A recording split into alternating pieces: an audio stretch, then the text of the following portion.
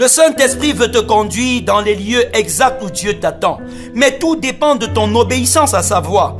Plus tu obéiras à ce que te dira le Saint-Esprit, plus il te parlera.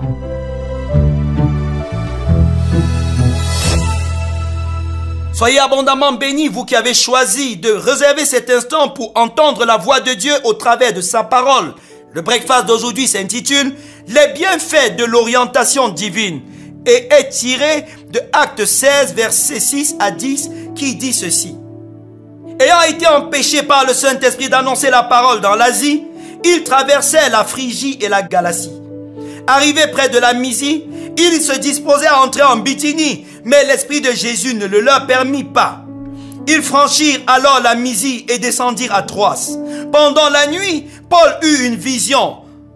Un Macédonien lui apparut et lui fit cette prière. « Passe en Macédoine, secours-nous » Après cette vision de Paul, nous cherchâmes aussitôt à nous rendre en Macédoine, concluant que le Seigneur nous appelait à y annoncer la bonne nouvelle. Amen. Vous connaissez peut-être de manière générale la volonté de Dieu à votre sujet, mais il veut que vous sachiez avec précision ce qu'il attend de vous. L'apôtre Paul avait reçu l'appel de Dieu pour porter l'évangile dans les nations, mais il travaillait toujours à faire chaque chose selon l'agenda de Dieu. Il jouissait d'une direction extraordinaire de la part du Saint-Esprit et chaque étape de son voyage correspondait à la pensée même de Dieu, comme le révèle Actes 16, versets 6 à 10. L'apôtre Paul déclare à plusieurs reprises qu'il voulait se rendre dans des endroits pour y prêcher, mais l'Esprit les en empêcha. Parler de Jésus, faire des convertis, guérir les malades sont importants et urgents. Mais remarquez que malgré cette urgence, le Saint-Esprit les empêcha de le faire en Asie et en Bithynie. Peut-être est-ce parce que ces peuples n'étaient pas encore préparés par le Saint-Esprit à accueillir l'Évangile.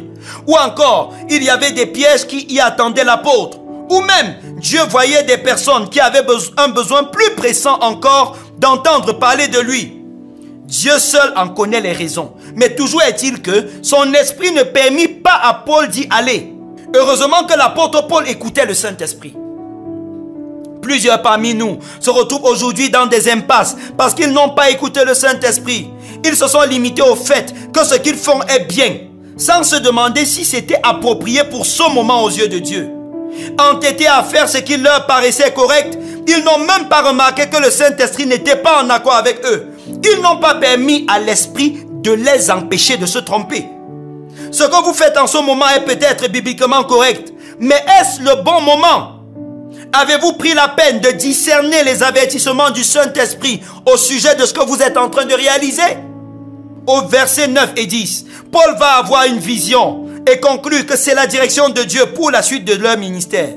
Évidemment, le Saint-Esprit parle aux enfants de Dieu par les visions. Quand votre cœur obéit à la voix de Dieu, comme c'était le cas pour l'apôtre Paul, alors vous êtes prédisposé à recevoir des visions divines claires. Mais quand vous êtes rebelle au Saint-Esprit, vous éteignez sa lampe et sombrez dans la confusion. Si l'apôtre Paul n'avait pas écouté le Saint-Esprit pour l'Asie et la Bithynie, il aurait manqué la vision de la Macédoine. Préparez les visions de demain en vivant dans l'obéissance aujourd'hui. Amen. Prions ensemble. Demandez au Saint-Esprit de vous faire grâce pour les moments où vous n'avez pas été sensible à ces avertissements. Vous avez fait de bonnes choses, mais est-ce que c'était le moment?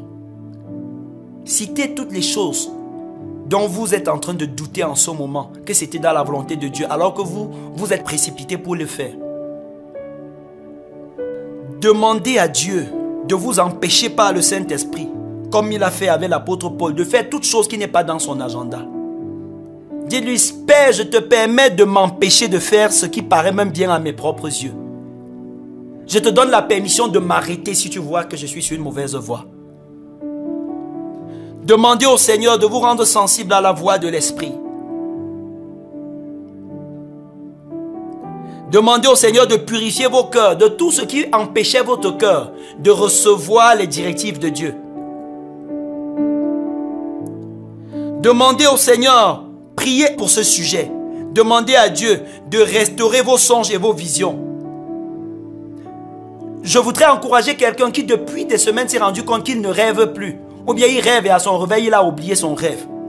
Demande au Seigneur de restaurer tes visions et tes songes. Dans l'Ancien comme dans le Nouveau Testament, nous voyons Dieu en train de parler aux personnes par des songes, par des visions. Demandez au Saint-Esprit de recommencer à vous parler par ces canaux. Promettez au Seigneur que vous lui obéirez. Promettez-lui que vous ne violerez plus ses avertissements. Promettez-lui que vous n'irez que là où il vous conduit. Promettez-lui que vous ne ferez pas autre chose que ce qu'il vous demande. Refusez d'être un Jonas qui se retrouve à Tarsis quand Dieu l'attend à Ninive. Je prie que le Saint-Esprit vous repositionne dans le plan de Dieu pour votre vie. Je prie que le Seigneur vous localise la prochaine étape où vous devez vous rendre. Je prie que le Seigneur ouvre vos yeux pour que vous soyez sensibles à tout ce qui n'est pas en accord avec son projet pour votre vie. Je prie pour que toute maladie que Satan vous avait infligée, parce que vous n'étiez pas dans l'obéissance ou dans la voie de Dieu, que la puissance de Dieu vous en libère maintenant au nom de Jésus. Des paralysies, des épilepsies, des méningites, toutes ces maladies bizarres qui se sont emparées de vous parce que vous n'étiez pas dans la voie de Dieu, qu'elle vous libère au nom de Jésus-Christ.